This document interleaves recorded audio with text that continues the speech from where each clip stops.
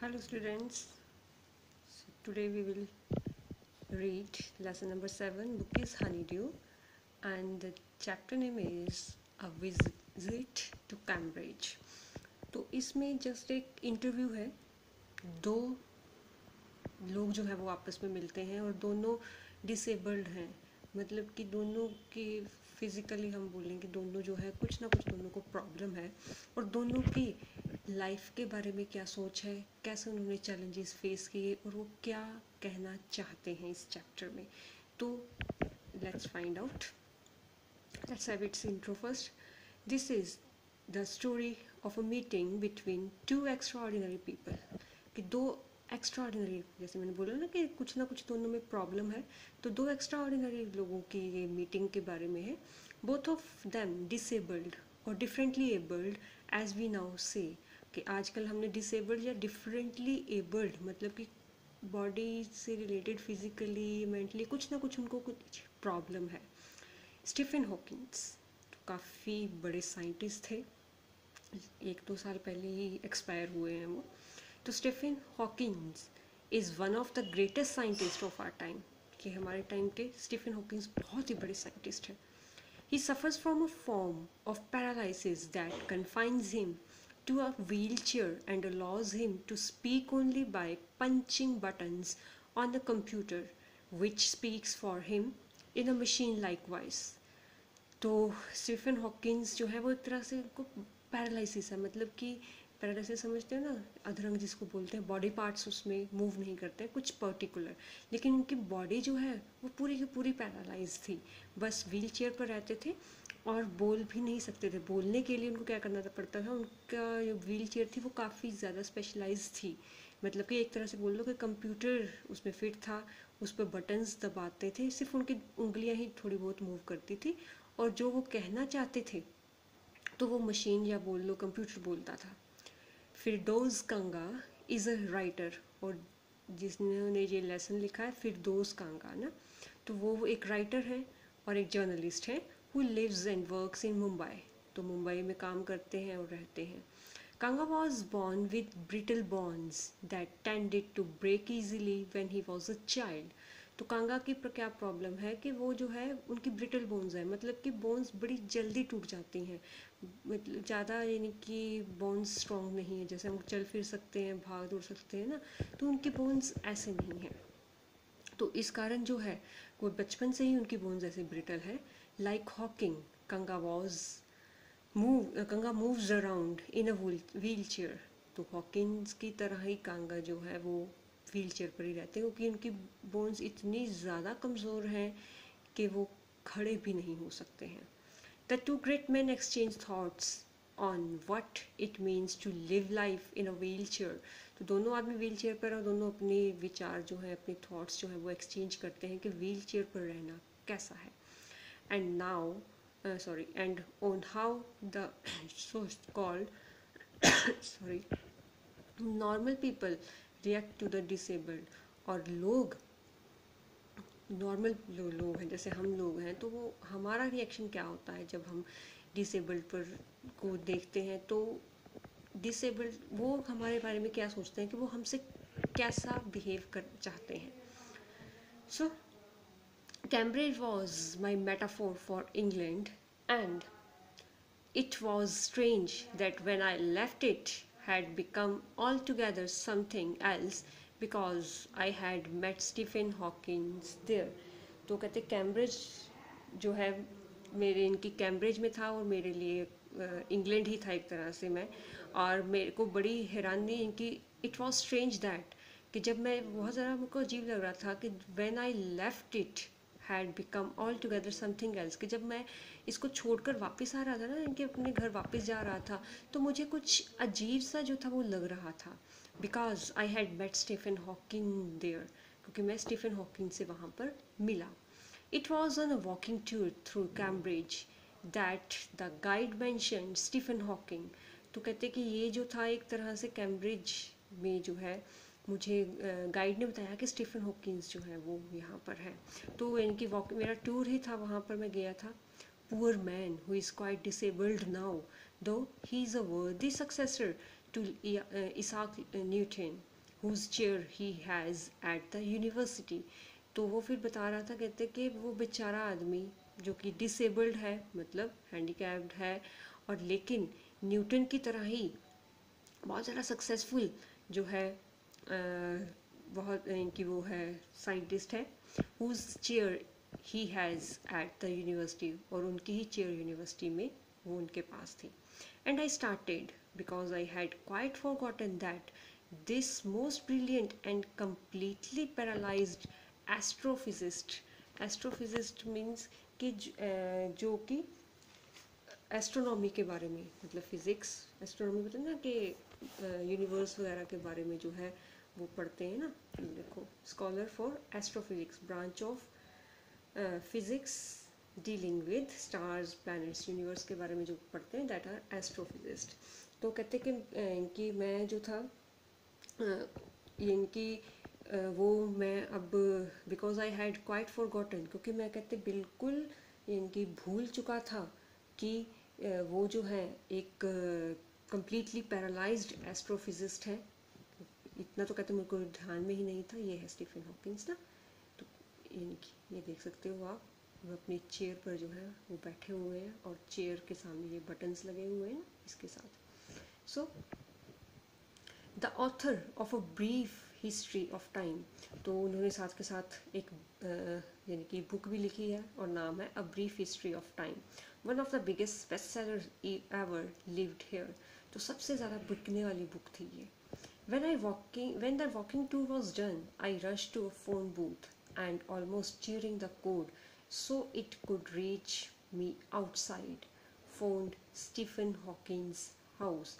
तो कहते जब मेरा जो है वो सारा टूर वगैरह जो है वो मेरा ख़त्म हुआ, तो मैं फटाफट जो है टेलीफोन बूथ पर गया, और मैं जैसे इनकी तार से जो है, क्योंकि अब वो भी खड़ा नहीं हो सकता, ऑथर भी व्हील चेयर पर ही थे, ठीक है. तो फिर कहते कि मैंने तार को जो है एकदम से खींचा, और इससे क्या हुआ कि फ़ोन जो है वो मेरे तक पहुंच गया, और फिर मैंने फटाफट स्टीफन हॉकिंस के घर को फ़ोन किया. There was his assistant on the line, and I told him I had come in a wheelchair from India. Perhaps he thought I had propelled myself all the way to write about my travels in Britain. तो कहते कि फिर मैंने जब phone किया तो Stephen Hawkins के इनकी असिस्टेंट ने जो है वो फ़ोन उठाया, और फिर मैंने बोला कि मैं व्हील चेयर पर इंडिया से आया हूँ. तो ये यानी कि ये ना सोचे वो कि ऐसा सोच लिया होगा कि उसने कि शायद मैं प्लेन से नहीं, व्हील चेयर से ही चलकर जो है वो मैं इंडिया से यहाँ ब्रिटेन में, मतलब इंग्लैंड में आया हूँ. और कहते कि मैं कि उस ऑथर ने बताया कि मैं जो है ब्रिटेन में अपनी सारी ट्रैवल हिस्ट्री के बारे में, मतलब जो भी मैंने यहाँ पर घूमा उसके बारे में मैं लिखना चाहता हूँ. I had to see Professor Hawking. Even 10 minutes would do. तो कहते मैं प्रोफेसर हॉकिंग से मिलना चाहता हूँ, तो मेरे लिए 10 मिनट ही बहुत ज़्यादा है. Half an hour he said. तो कुछ कहते मुझे टाइम दे दिया, ठीक है आधा घंटा. फ्रॉम 3:30 to 4, कहते 3:30 से लेकर 4 बजे तक का time. And suddenly I felt weak all over. और अचानक कहते मैं अपने आप को बहुत कमज़ोर समझने लगा. Growing up disabled, you get fed up with people asking you to be brave, as if you have a courage account on which you are too lazy to draw a check. तो कहते कि अब मैं बचपन से ही ऐसे ही मेरे इनकी बड़ा हुआ हूँ कमज़ोरी के साथ. तो कहते कि ग्रोइंग अप डिसेबल्ड, कि एक डिसेबल्ड होकर ऐसे अपने आप को बड़ा करना, बचपन से कि यंग करना, अडल्ट करना, और लोग जो है वो फिर पूछते हैं कि तुम्हें जो है वो कैसा फील होता है, या फिर तुम बहुत ज़्यादा स्ट्रॉन्ग होना पड़ेगा. तो ऐसी बातें सुनकर कहते कि मैं यानी कि फेडअप हो चुका था. मैं कहते कि बहुत ज़्यादा फेडअप मीन्स के थक चुका था. As if you have a courage account on which you are too lazy to draw a cheque. मतलब ये कहते कि तुम्हें जो है चेक पर साइन करने के लिए भी जो है वो हमें कहते कि बहुत ज़्यादा यानी कि मजबूती दिखानी पड़ती है. तो कहते कि ऐसी हालत में जो है वो लोगों की बातें सुनकर मैं थक चुका था. The only thing that makes you stronger is seeing somebody like you achieving something huge. और कहते कि ऐसी हालत में सबसे ज़्यादा स्ट्रॉन्ग होना कम होता है जब हम किसी अपने ही जैसे ही दूसरे बंदे को जो है वो मिलते हैं। Then you know how much is possible and you reach out further than you ever thought you could.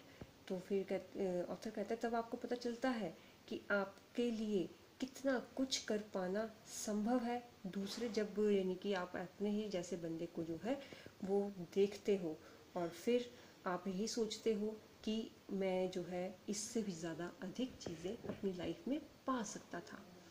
I haven't been brave set the disembodied computer voice the next afternoon. तो अगले आफ्टरनून जो है वो पहुंच चुका, author जो है वो पहुंच चुका है स्टीफन हॉकिंस के साथ। एंड सॉरी, हाँ, आई हैवंट बीन ब्रेव, तो वो कंप्यूटर की में से आवाज़ आती है कि मैं जो है इतना मेरे में इनकी साहस की कोई कमी नहीं है। Set the disembodied computer voice के कंप्यूटर में से आवाज़ आती है। I have had no choice, कहते लेकिन मेरे पास कोई चॉइस थी ही नहीं इसके अलावा।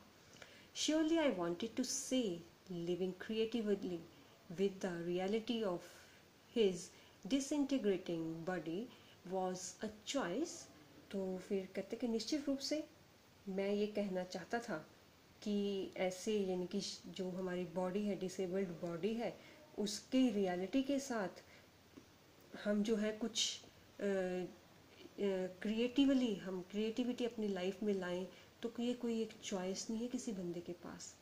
बट आई केप्ट क्वाइट, लेकिन मैं चुप रहा, because I felt guilty every time I spoke to him. क्योंकि कहते मुझे जब भी मैं उससे कुछ क्वेश्चन पूछता तो मुझे अपने आप पर शर्मिंदगी महसूस हो रही थी। फोर्सिंग हिम टू रिस्पोंड, क्योंकि मैं अब मेरे क्वेश्चन पूछा तो मुझे वो जवाब देना, उनको जवाब देना पड़ता था। तो वो फिर मैं ऐसा लग रहा था कि वो बेचारे हिल नहीं पा रहे हैं, बड़ी मुश्किल से बटन दबा रहे हैं, तो बटन दबाना ही उनके लिए बहुत मुश्किल है।